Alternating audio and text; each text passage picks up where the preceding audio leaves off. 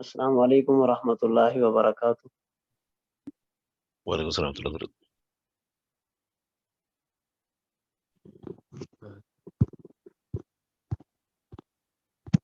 بسم اللہ الرحمن الرحیم، نحمدہ ونصلی ونسلم علی رسولہ الکریم، اما بعد۔ حدیث مبارک کے حوالے سے ہماری تیسری تقسیم چل رہی تھی راویوں کی صفات کے اعتبار سے، کہ راویوں کے اندر کون سی صفات پائی جائیں تو اس حدیث کو کون سا نام دیا جائے گا، صفات کم ہو جائیں تو اسے کون سا نام دیا جائے گا، مزید صفات کے اندر گڑبڑ ہو جائے تو اس روایت کو نام کیا دیا جائے گا۔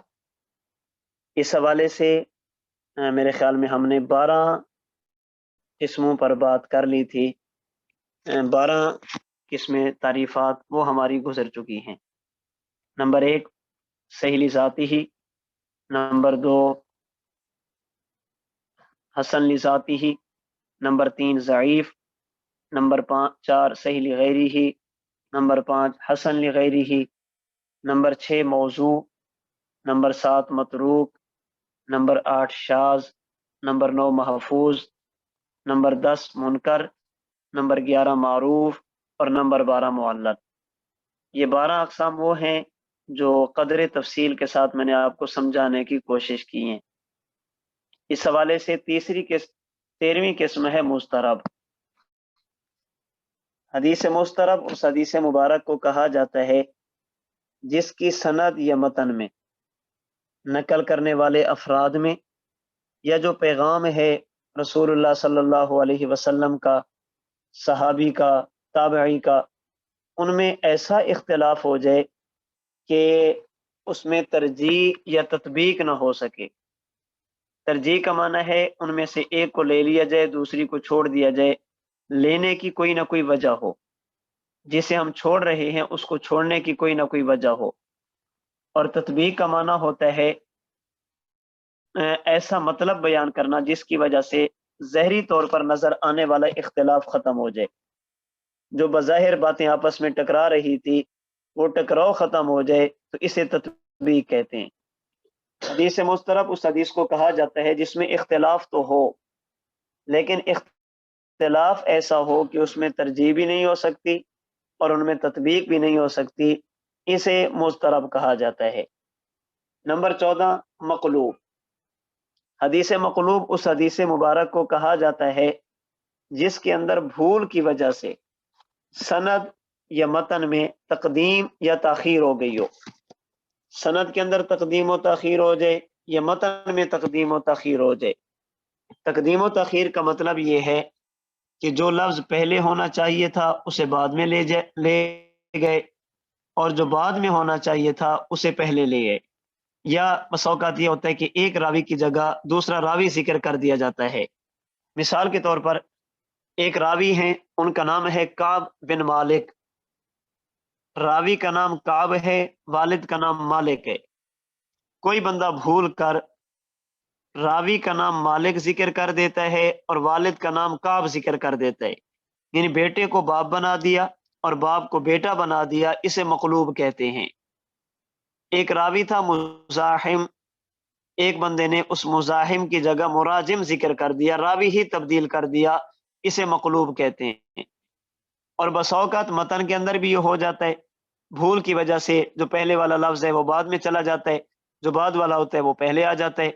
جیسے مشہور حدیث مبارک ہے، مسلم شریف، صحیح بخاری وغیرہ میں موجود ہے، سیدنا ابو ہریرہ سے رضی اللہ تعالی عنہ، رحمت دو عالم صلی اللہ علیہ وسلم نے ارشاد فرمایا، سبعۃ یظلہم اللہ فی ظلہ یوم لا ظل الا ظلہ، 7 خوش نصیب لوگ ایسے ہوں گے جنہیں اللہ قیامت کے دن اپنے عرش کا سایہ نصیب فرمائیں گے، اور وہ دن ایسا ہوگا جس دن خدا کے عرش کے سائے کے علاوہ کوئی اور سایہ نہیں ہوگا۔ ان میں جو 7واں بندہ آپ نے ذکر فرمایا، چھٹا بندہ، وہ فرمایا رجل تصدق بصدقۃ فاخفاها، وہ شخص جو صدقہ کرتا ہے اور چھپا کر کرتا ہے، پوشیدہ طور پر کرتا ہے، حتی لا تعلم یمینہ ما تنفق شمالہ، اور اتنا چھپا کر کرتا ہے کہ اس کے بائیں ہاتھ نے جو چیز خرچ کی ہو اس کے دائیں ہاتھ کو پتہ نہیں چلتا۔ اب یہاں پر الفاظ اصل یوں نہیں تھے، اصل الفاظ یوں تھے حتی لا تعلم شمالہ ما تنفق یمینہ، اس کے دائیں ہاتھ نے جو خرچ کیا ہے بائیں ہاتھ کو پتہ بھی نہیں چلتا، لیکن بھول کی وجہ سے یمین کی جگہ شمال آ گیا اور شمال کی جگہ یمین آ گیا، دائیں کی جگہ لفظ بائیں ہاتھ کا ذکر آ گیا، اور جہاں پر بائیں ہاتھ کا ذکر ہونا چاہیے تھا وہاں پر دائیں ہاتھ کا ذکر ہو گیا، اسے مقلوب کہتے ہیں۔ تو بھول کی وجہ سے سند یا متن میں تقدیم و تاخیر ہو جائے، بعد والے راوی کو پہلے، پہلے والے کو بعد میں، بعد والے لفظ کو پہلے اور پہلے والے لفظ کو بعد میں ذکر کیا جائے، اسے مقلوب کہتے ہیں۔ نمبر 15، 15ویں قسم، اسے مصحف بھی کہتے ہیں، مصحف بھی کہتے ہیں، مصحف بھی کہتے ہیں، مصحف بھی کہتے ہیں۔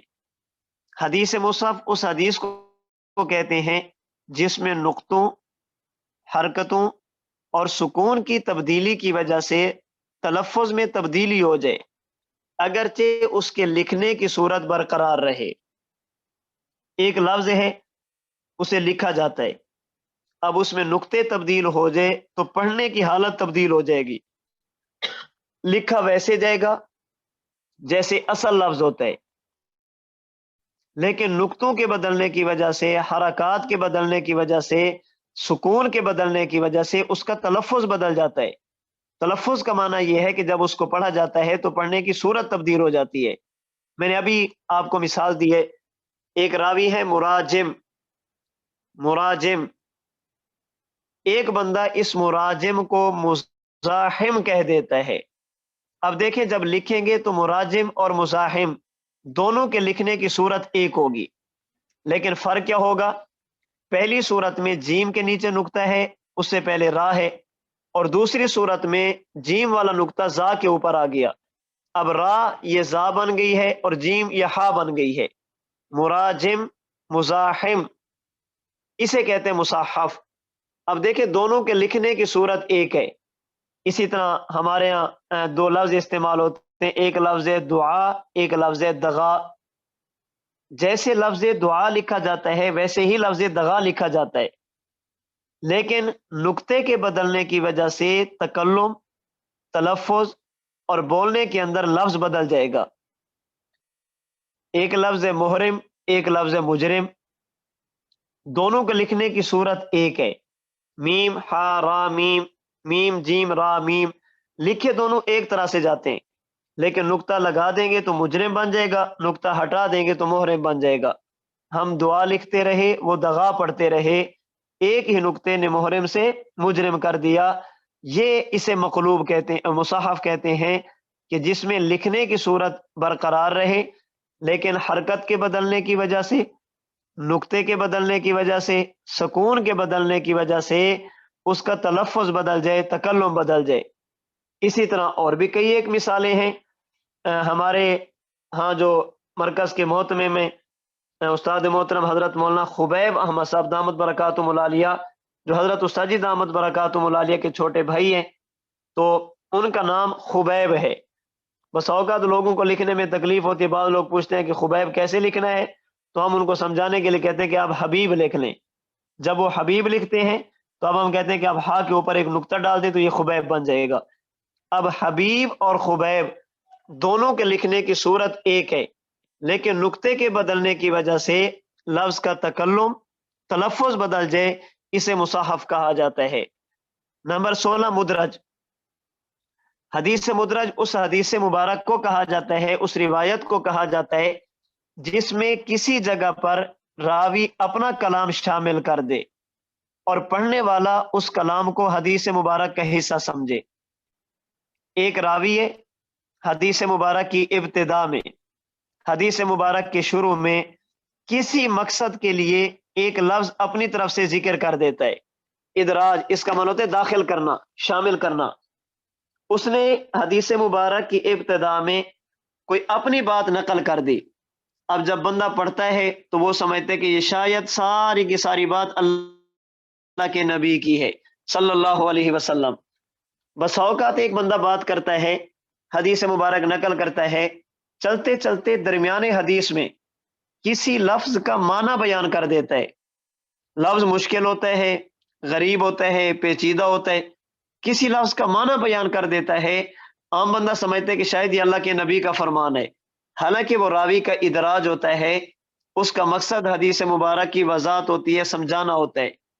اور کبھی یوں ہوتا ہے کہ حدیث مبارک کے بالکل آخر میں جہاں پر حدیث ختم ہوتی ہے تو راوی کسی فائدے کے پیش نظر آخر میں کوئی بات کر دیتا ہے، تو حدیث کے ابتدا میں، حدیث کے درمیان میں، حدیث مبارک کے آخر میں اگر کوئی راوی اپنی طرف سے کسی کلام کو شامل کر دے تو اس شامل کرنے کو ادراج کہتے ہیں، جو راوی شامل کرے اسے مدرج اسم فاعل، اور اس حدیث مبارک کو مدرج اسم مفعول کے صیغے کے ساتھ بولا جاتا ہے۔ تو مدرج وہ حدیث مبارک جس میں حدیث مبارک کا راوی اپنا کلام ابتدا میں، درمیان میں یا آخر میں شامل کرے، پڑھنے والا، سننے والا، بیان کرنے والا اس ساری چیز کو حدیث مبارک کا حصہ سمجھے، حالانکہ وہ حدیث مبارک کا حصہ نہ ہو بلکہ وہ راوی کا اپنا کلام ہو۔ اب دیکھیں، اگر تو اس کا مقصد ہے حدیث مبارک کی وضاحت اور اس کو لینے میں کسی قسم کا مسئلہ بھی نہیں ہے تو اس کو لیا جا سکتا ہے، اور اگر ایسی بات ہے کہ جو راوی ایک حدیث مبارک سے سمجھ رہا ہے کہ اس کا مطلب یہ ہو سکتا ہے، اب یہ دیکھیں گے کہ اس کی سمجھ کہیں حقائق کے خلاف تو نہیں ہے۔ اگر اس کا فہم اور اس کی سمجھ حقائق کے خلاف ہو تو پھر اس کی بات کو چھوڑ دیا جائے گا، راوی کا کلام کہہ کر اسے راوی کی ایک غلطی سمجھی جائے گی، اجتہادی خطا سمجھی جائے گی، فہم کا قصور سمجھا جائے گا، اس بات کو لیا نہیں جائے گا۔ اس پہ میں ایک مثال عرض کرتا ہوں، اسے اچھی طرح سمجھنے کی کوشش کریں۔ رسول اللہ صلی اللہ علیہ وسلم دنیا سے تشریف لے گئے، آپ کے انتقال پر ملال کے بعد ازواج مطہرات میں سے بعض ازواج کی طرف سے اور سیدہ فاطمہ الزہرا رضی اللہ تعالی عنہا کی طرف سے سیدنا ابو بکر صدیق رضی اللہ تعالی عنہ سے یہ مطالبہ کیا گیا کہ حضور علیہ الصلوۃ والسلام کے پاس جو باغ فدق تھا وہ آپ ہمیں دے دیں، آپ علیہ الصلوۃ والسلام کی وراثت ہے۔ حضرت ابو بکر صدیق رضی اللہ تعالی عنہ نے حضرت فاطمہ سے فرمایا کہ آپ مجھے اپنی اولاد سے زیادہ عزیز ہیں، لقرابۃ رسول اللہ صلی اللہ علیہ وسلم احب الی من ان اصل قرابتی، فرمایا کہ اللہ کی قسم مجھے اپنے گھر والوں کا اتنا خیال نہیں جتنا حضور کے گھر والوں کا خیال ہے، آپ مجھے اپنی اولاد سے زیادہ عزیز ہیں، اگر میں نے تمہیں یہ فدق دے دیا تو یہ صورت بن جائے گی وراثت کی، لوگ یہ سمجھیں گے کہ اللہ کے نبی کی وراثت تھی جو حضرت فاطمہ کو ملی ہے، اور یہ کام میں نہیں کر سکتا، اس لیے کہ رحمت دو عالم صلی اللہ علیہ وسلم کا مبارک فرمان ہے کہ نبی کی وراثت نبی کا مال بطور وراثت کے تقسیم نہیں ہوتا۔ اگر اللہ کے نبی کا یہ فرمان نہ ہوتا تو میں فدق آپ کے حوالے کر دیتا۔ اب جب یہ حدیث مبارک بخاری وغیرہ میں نقل کی گئی تو اس حدیث مبارک میں ایک راوی ہے امام ابن شہاب زہری، بہت بڑے محدث ہیں، لیکن آپ کی عادت یہ ہے کہ اکثر آپ حدیث میں اپنا کلام شامل کرتے ہیں، ادراج بہت زیادہ کرتے ہیں، حدیث مبارک کی تشریح کے لیے، توضیح کے لیے، سمجھانے کے لیے بہت ساری باتیں اپنی شامل کر دیتے ہیں۔ اب حضرت فاطمہ الزہرا رضی اللہ تعالی عنہا کو جب حضرت ابو بکر صدیق نے یہ بات فرمائی تو حضرت فاطمہ رضی اللہ تعالی عنہا نے، حدیث مبارک میں ہے کہ اس کے بعد حضرت فاطمہ نے حضرت ابو بکر صدیق سے کلام نہیں کیا۔ اب اس کلام کرنے کا اصل معنی یہ ہے کہ فدق کے بارے میں بات نہیں کی، حضرت فاطمہ کو بات سمجھ آ گئی، حضرت فاطمہ نے اس کے بعد اس کا مطالبہ نہیں کیا، لیکن امام زہری رحمۃ اللہ علیہ نے اس کلام نہ کرنے کو، عدم تکلم کو تعبیر کیا ہے غضب اور ناراضگی سے۔ انہوں نے یہ کہہ دیا کہ حضرت فاطمہ کو حضرت صدیق نے یہ جواب دیا، حضرت فاطمہ ناراض ہو گئی۔ اب وہ لوگ جو حضرت ابو بکر صدیق اور صحابہ کرام کو اچھا نہیں سمجھتے وہ اس پر سوال کرتے ہیں کہ یہ بات تو تمہاری کتابوں میں کھڑی ہے، حضرت فاطمہ ناراض ہو گئی۔ ہم کہتے ہیں حضرت فاطمہ ناراض ہو گئی، یہ ناراضگی والا جملہ حضرت فاطمہ کا نہیں ہے، یہ ناراضگی والا جملہ کسی صحابی کا نہیں ہے، یہ ناراضگی والا جملہ ہے امام زہری کا رحمہ اللہ تعالی، اور ان کی عادت ہے ادراج کی۔ اب ہم نے یہ دیکھنا ہے کہ کیا واقعی حضرت فاطمہ ناراض تھی، کیا واقعی انہوں نے اس پر ناراضگی کا اظہار کیا؟ جب ہم یہ بات دیکھتے ہیں تو یہ بات نقل اور عقل دونوں کے خلاف ہمیں نظر آتی ہے۔ عقل کے خلاف تو اس لیے کہ ایک عام بندہ اللہ کے نبی کی حدیث سن کر ناراض نہیں ہوتا. خاتون جنت، اللہ کے نبی کی بیوی، اللہ کے نبی کی بیٹی حضرت فاطمہ زہرا کیسے ناراض ہو سکتی ہیں؟ حدیث سے مبارک سن کر ناراض ہونا ایک عام مومن کی شان نہیں. چہ جائے کہ حضرت فاطمہ اس پر ناراض ہوتی. اور یہ بات نقل کے بھی خلاف ہے، اس لیے کہ حضور علیہ الصلوۃ والسلام کی رحلت کے بعد حضرت فاطمہ نے دنیا میں 6 ماہ گزارے ہیں. ان 6 ماہ میں حضرت فاطمہ نے اکثر حصہ بیماری میں گزارا. اس بیماری کے دوران حضرت صدیق اکبر کا کئی مرتبہ ان کے پاس جانا اور پردے میں ان سے گفتگو کرنا منقول ہے. اس دوران حضرت ابوبکر صدیق کا اپنی بیوی کو حضرت فاطمہ کی تیمارداری، ان کی عیادت کے لیے بھیجنا، اور حضرت ابوبکر کی بیوی حضرت اسماء کا حضرت فاطمہ کے پاس رہنا کتب میں موجود ہے. پھر حضرت فاطمہ کا وصیت کرنا، اس وصیت کا حضرت فاطمہ کے بیٹوں تک پہنچانا، یہ کام حضرت ابوبکر کی بیوی کا تھا. اور جب غسل کی باری آئی، حضرت فاطمہ کو غسل دینے والی عورتوں میں حضرت ابوبکر کی بیوی شامل ہیں. اور جب جنازے کی باری آئی تو ایک روایت کے مطابق جنازہ پڑھانے والے بھی حضرت ابوبکر صدیق تھے. اب دیکھیں یہ ساری چیزیں وہ ہیں جو اس بات کی دلیل ہے کہ ناراضگی نہیں تھی، یہ رضامندی تھی، ناراضگی نہیں تھی.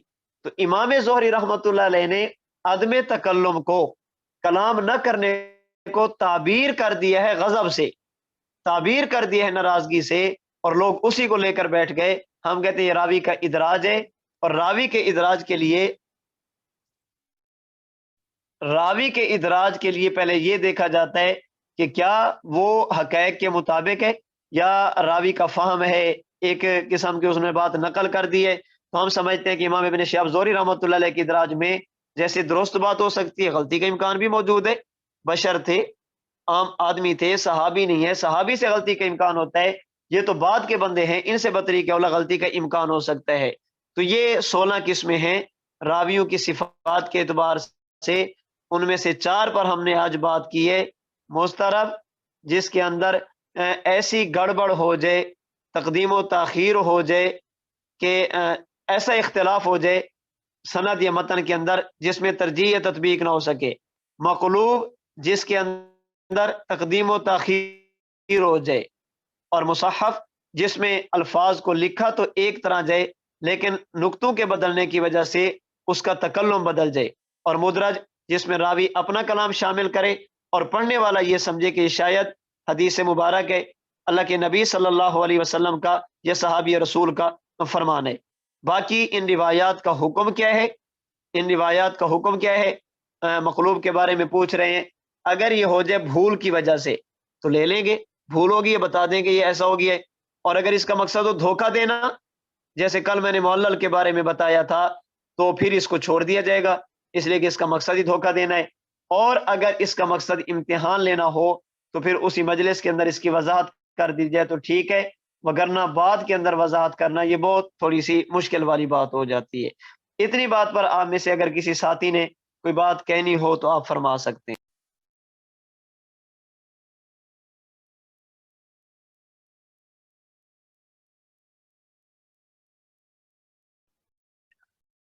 جی حضرت السلام علیکم. وعلیکم السلام ورحمۃ اللہ. جی حضرت، آپ نے یہ جو آخری بات فرمائی تو یہ اتنا پیچیدہ مسئلہ جیسے شیعوں کے نے اس کو اٹھایا ہے، تو اس جس طرح آپ نے الحمدللہ آج اس بات کو وضاحت کے ساتھ بیان فرمایا، تو یہ تو ایک عقلی دلیل بالکل صاف واضح ہو گئی کہ اس طرح کی خطا غلطی ہو سکتی ہے ان کے بیان میں، کیونکہ وہ تو وہاں موجود نہیں تھے دیکھنے کے لیے کہ اصل بات کیا تھی. انہوں نے اپنی ایک رائے قائم کی ہے اس کے اندر. کیا اس طرح کہہ سکتے ہیں یہ بات درست ہوگی حضرت؟ جی کہہ سکتے ہیں، کہہ سکتے ہیں. انہوں نے عدم تکلم کو ناراضگی سے تعبیر کر دیا، اور ایسا ہو جاتا ہے، جزاک ایسا ہو اللہ. جاتا ہے. میں اس پہ سمجھانے کے لیے ایک مثال اور عرض کر دیتا ہوں. حضرت ابوبکر صدیق رضی اللہ تعالی عنہ نے جب حضور علیہ الصلوۃ والسلام کی رحلت کے بعد صحابہ کرام کو اکٹھا کیا، حضرت صدیق اکبر کی بیعت کی گئی، مسجد نبوی کے اندر حضرت علی نے بھی بیعت کر لی. اس کے بعد پھر 6 ماہ تک حضرت علی المرتضیٰ رضی اللہ تعالی عنہ کا آنا جانا بہت تھوڑا تھا.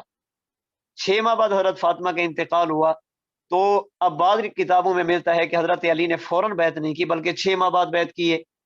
تو یہ 6 ماہ جو بعد بیعت تھی یہ بیعت نہیں تھی، یہ تجدید بیعت تھی. یہ اس لیے تھا کہ حضرت علی المرتضیٰ کو کہا گیا کہ لوگ آپ کے بارے میں کہتے ہیں کہ علی نے اندر سے بیعت نہیں کی، اوپر اوپر سے کر لی ہے.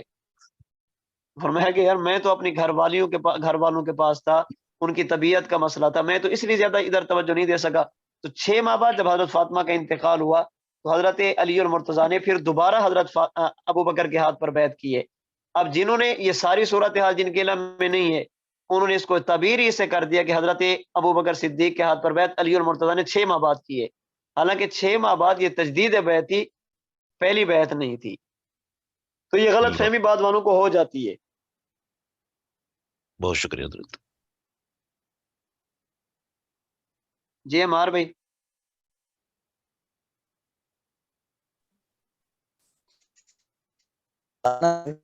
سوال کیا تھا وہ کیا نام ہے امام شافعی والا معذرت کے ساتھ، مطلب وہ کیا نام ہے آپ بتا رہے تھے کیا نام ہے وہ فالٹ کیے ہیں کہ دوسری حدیث ملا دیے ہیں راوی کو چینج کر کے، تو یہ تو امام شافعی کو بھی معلوم ہوگا نا.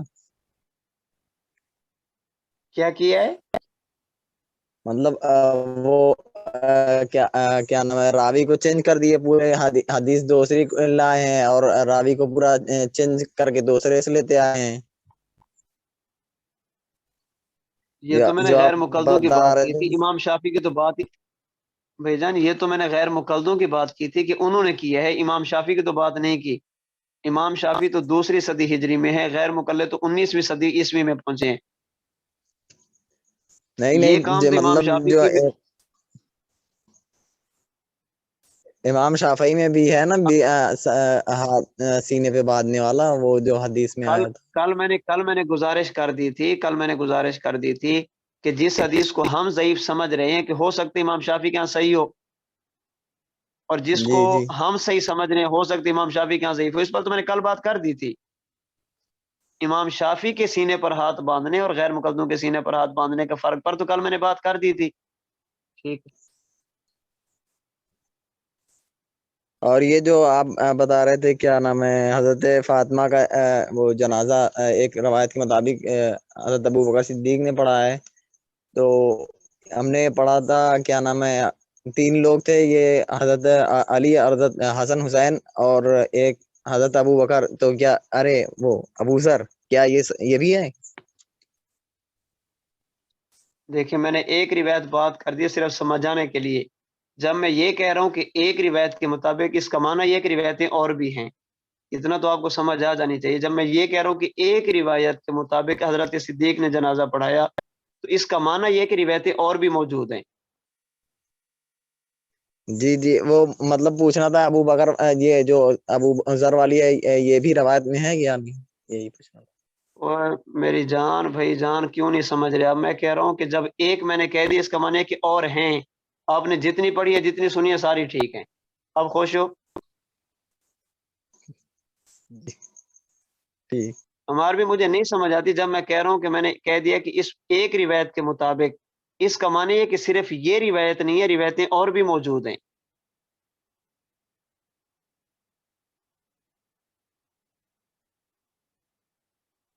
جی بھائی خالد.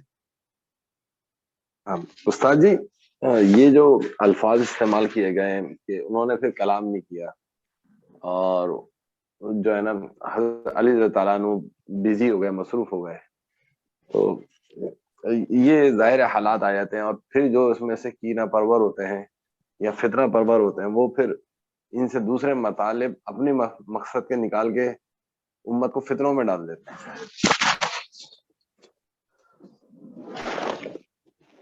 جی تو یہی ہو جاتا ہے، حالانکہ کہنے والوں کا یا ہونے والے کا وہ مطلب بھی نہیں ہوتا اور وہ خالد شیطانیت پھیلے.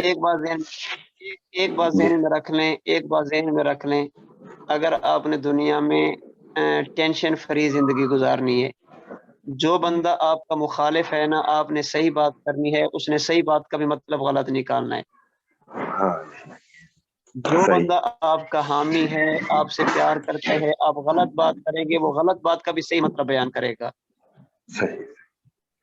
بالکل جو محبت ہوتی ہے نا، محبت ہوتی ہے یہ خامیوں کے اندر بھی خوبی تلاش کرتی ہے، اور جو نفرت ہوتی ہے یہ خوبیوں کے اندر بھی خامی تلاش کرتی ہے. ہمیشہ یہ ذہن میں رکھ لینا. بالکل اگر یہ جملہ آپ کو سمجھ آ گیا تو دنیا کے اندر کسی بندے کی آپ کو کوئی پرواہ نہیں ہوگی. شرط یہ ہے کہ آپ کی بات ٹھیک ہو، آپ کا ضمیر مطمئن ہو، آپ کا عقیدہ ٹھیک ہو، آپ کا عمل ٹھیک ہو. لوگ کیا کہتے ہیں چھوڑیں اس بات کو. صحیح. ٹھیک ہے جو استاد جی. بندہ آپ سے محبت کرے گا وہ آپ کی خامی کے اندر بھی خوبی تلاش کرے گا. جو بندہ آپ سے نفرت کرتا ہے وہ آپ کی خوبی کے اندر بھی خامی تلاش کرے گا. کوشش کریں جو محبت کرنے والے ہیں بس انہی کی فکر کریں، جو نفرت کرنے والے ہیں ان کی زیادہ فکر کرنے کی ضرورت نہیں ہے. اب جو بات بھی کریں گے انہوں نے اس کا الٹا مطلب نکالنا ہے. صحیح استاد جی، اسی لیے آپ سے کہتے ہیں آئی لو یو استاد جی. جزاک اللہ. اب مجھے انگلش تو نہیں آتی، اس کے بارے پتہ نہیں آگے سے کیا کہتے ہیں، ٹو یو تو کیا ہوتا ہے.